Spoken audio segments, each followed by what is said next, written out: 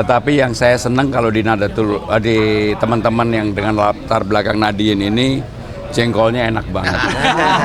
Jadi kalau di tempatnya ketua imam besar EPR waktu itu jengkol, di sini juga jengkol. Jadi saya merasa politik jengkol ini membuat semangat. Assalamualaikum warahmatullahi wabarakatuh. Hari ini saya kedatangan tamu agung, yaitu Mas Pram dan Bang Dul. Barangkali ini beliau sudah menyisihkan waktu yang harusnya Bang Dul kemana, Pak Mas Pram juga kemana. Dan ini merupakan silaturahim biasa saja, karena secara kultur, kalau kata teman-teman ini, Mas Pram dan Bang Dul ini minna. Ya. Demen tahlil, demen maulid, demen selawatan. Jadi kalau kata teman-teman minna, sehingga begitu dengar Mas Pram mau silaturahim sama Bang Dul, ini teman-teman ngumpul semua, senang. Karena ada komunitas yang komunitas kita terwakili oleh Mas Pram dan Bang Dul, dan ini merupakan kehormatan buat saya dengan teman-teman keluarga besar Nahdien, dan saya optimis bahwa Mas Pram dan Bang Dul ini tinggal nunggu pelantikan saja. Amin. Amin. Tinggal nunggu pelantikan. Amin. Saya kira saya sih berharap nggak muluk-muluk, 52 atau 53% saja. Nggak usah muluk-muluk. Satu putaran kayaknya. Satu putaran. Amin. 52 atau 53%. Gitu. Saya kira ini sangat rasional. Kenapa? Karena teman-teman ini begitu dengar Mas Pram dan Bang Dul ini, wah ini minna, mesti kita bantu gitu. Deklarasi dukungan Pak Kiai Samsul habis ini. Kenapa? berarti tadi di dalam ada deklarasi dukungan. Nggak ada deklarasi. Deklarasi nanti belakangan. Cuma sudah kesamaan visinya bahwa untuk menertibkan masyarakat Jakarta, untuk menata masyarakat Jakarta itu sudah sama dengan programnya teman-teman yang memang dari hari ke hari bergumul dengan masyarakat yang ada di bawah, gitu. Oke, kalau melihat sosok Pak Pram dan juga Bang Dul sendiri sebagai pemimpin Jakarta, apa yang dilihat begitu dari Pak Pram dan juga Bang Dul? Karakteristik kepemimpinannya, Pak. Yang pertama, Mas Pram ini orangnya bersahaja. Coba bayangkan sudah sekian puluh tahun jadi pejabat tinggi negara, begini-begini aja nih. Sangat sederhana, matang, sangat bersahaja. Sangat matang. Yang kedua Bang Dul, ya orangnya makin bengkak. Terus yang ketiga, modelnya sama, kulturnya sama. Jadi saya kira ini teman-teman sangat tertarik tadi dengan obrolan santai gitu.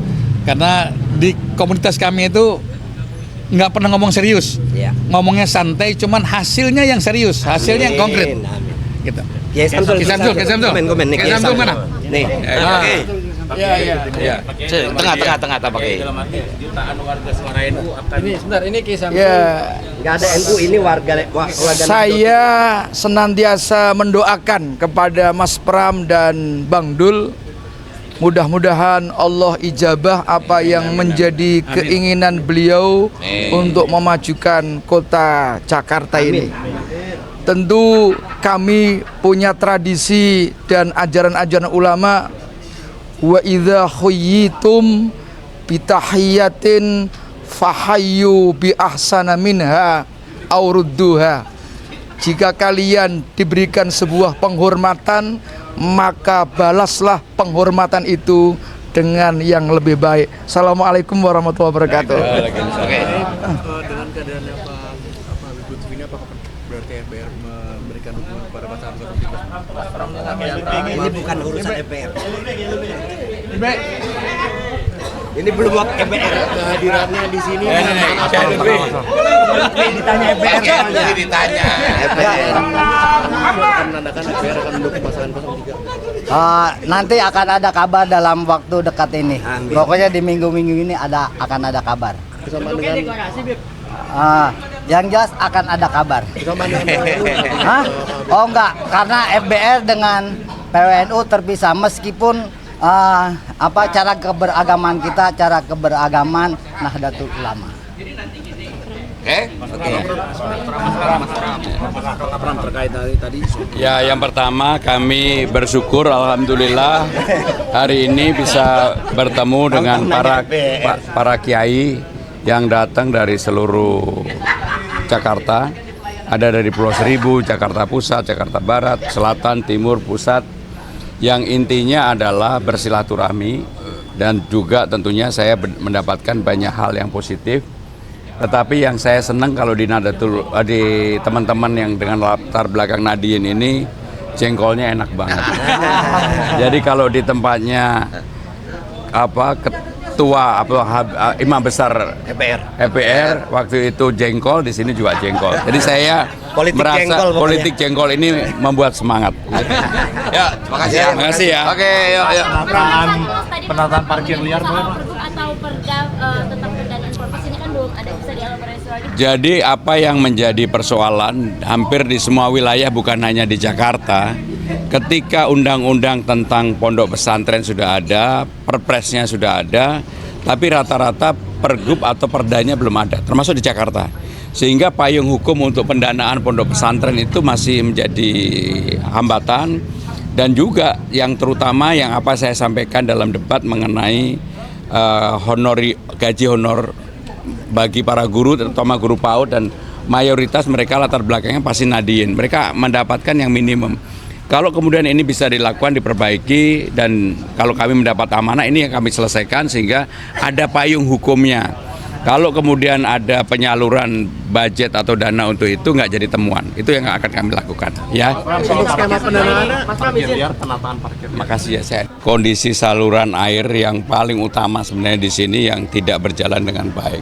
Bahkan boleh disebut airnya tidak mengalir karena sudah terlalu lama tidak pernah dikeruk. Yang kedua, banyak jamban-jamban yang memang harus diperbaiki. Toilet-toilet yang harus diperbaiki karena rata-rata sudah terlalu lama dan kondisinya menurut saya sangat memprihatinkan. Untuk itu salah satu program tadi saya tanya berapa sih kebutuhan toiletnya untuk seluruh warga di sini itu kurang lebih ada 50. Kalau 50 per toilet 10 juta sebenarnya hanya 500 juta.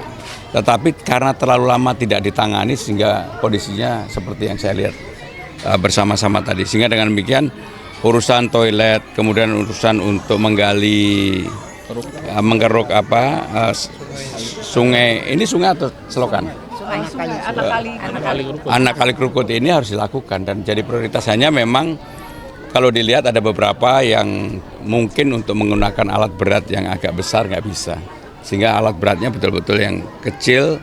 Dan untuk itu harus direncanakan dari awal oleh pemerintah daerah. Ya. Berarti berjanji untuk memberikan septic tank komunal mungkin Pak? Ya, tadi saya juga sampaikan memang harus ada septic tank komunal. Kalau nggak bisa. Karena semuanya kondisinya tadi kita lihat bersama ya.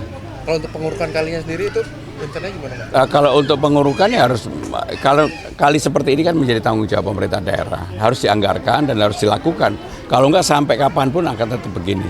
Harus dilakukan. Dengan kondisi kali yang seperti itu Mas Pram, mungkin nggak diterapkan riverway yang seperti gagasan di paslon sebelah? Ya saya melihat aja airnya aja nggak bisa jalan. Mau gimana mau riverway? Kan airnya nggak bisa jalan. Sehingga dengan demikian untuk dikerok pun walaupun tetap airnya pasti ada problemnya. Dan kondisinya beberapa daerah ternyata sudah ada didirikan misalnya gedung-gedung yang nggak bisa lah. Udah nggak bisa di sini. Ya. Baik. Mas Pram, selama masa kampanye ini kan sudah ada beberapa kelompok yang sebelumnya menjadi relawan Mas Anies dan sekarang menyatakan dukungan kepada Mas Pram. Namun kemarin Pak Ridwan Kamil itu mengklaim bahwa lebih banyak anak Abah yang mendukung mereka gitu Mas Pram. Itu tanggapannya gimana? Iya kan simbol anak-anak Abah itu kan yang tahu tentunya Mas Anies sendiri dan anak Abah sendiri. Ya. Saya nggak mau memperdebatkan itu, tetapi nanti dilihat aja siapa yang kemudian di TPS maupun secara terbuka yang menyatakan memang bagian utama dari tim pemenangan Mas Anies pada waktu itu. Kalau di saya kan mulai dari juru bicara, tim yang menyiapkan data, Bahkan di debat saya kemarin salah seorangnya adalah yang betul-betul mempersiapkan data buat Mas Anies kemarin. Kemarin kan Bang Dul juga sempat bertemu dengan Pak Idris, itu apakah sudah memberikan dukungan? Ya, yang paling penting kan gini, komunikasi terus berjalan dan saya juga berkomunikasi dengan mereka. Intinya kami meyakini apapun yang ada, pasti mereka akan memilih siapa yang kemudian program-programnya lebih dekat dengan Mas Anies. Ya, makasih ya, makasih.